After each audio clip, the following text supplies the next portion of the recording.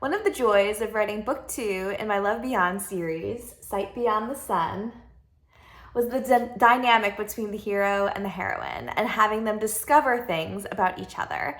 And one of the things that Ravenna discovers about Kinsley is the fact that she is claustrophobic.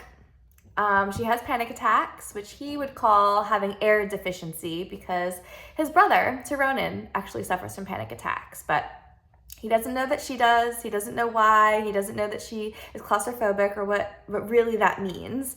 And so they're in the middle of a fight, as they do, very often in this book. And so he just picks her up and takes her where he needs to take her, which happens to be a dark, creepy, crawly place in his ship. And so she is not having it, and it's something that he discovers about her. And so here is a clip from that scene in this book. Even with his nostril slits sealed, Ravenna was overwhelmed by Kinsley's scent.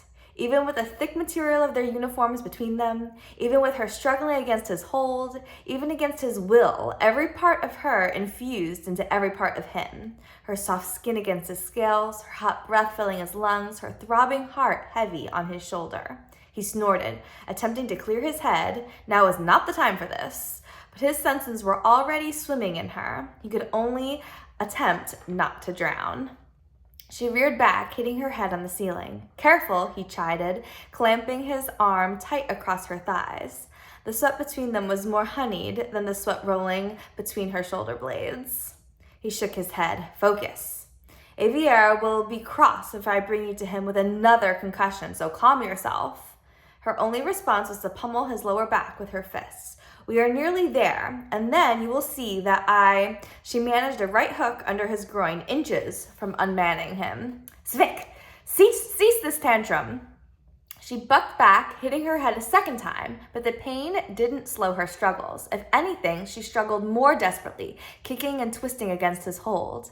If he didn't know her better, if she hadn't already proven herself to be the most composed soldier he knew under pressure, he'd think she was panicking.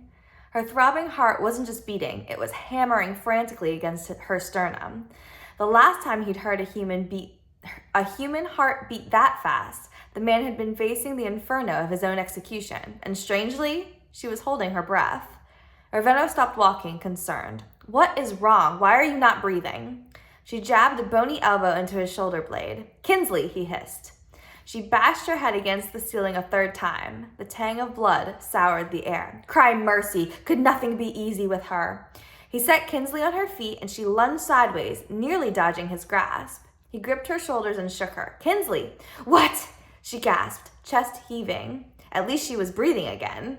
Do you have a coronary medical condition I should be aware of? Not that I'm aware of, she bit out. Then what is wrong with your heart? Nothing, wheezing inhale, is wrong, harsh exhale, with anything. Ravenna narrowed his eyes. This is more than just anger from our argument. This is panic. This is Thevsashek. Her eyes were glazed. He released her left shoulder and grasped her chin, forcing her gaze to his. What is this? Kinsley flinched back, hitting her head for the 5th time on the wall behind her. Terror. That's what this was. She was terrified.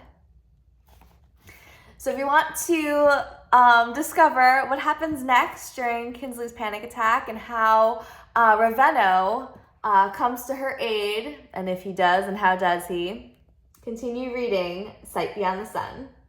Enjoy!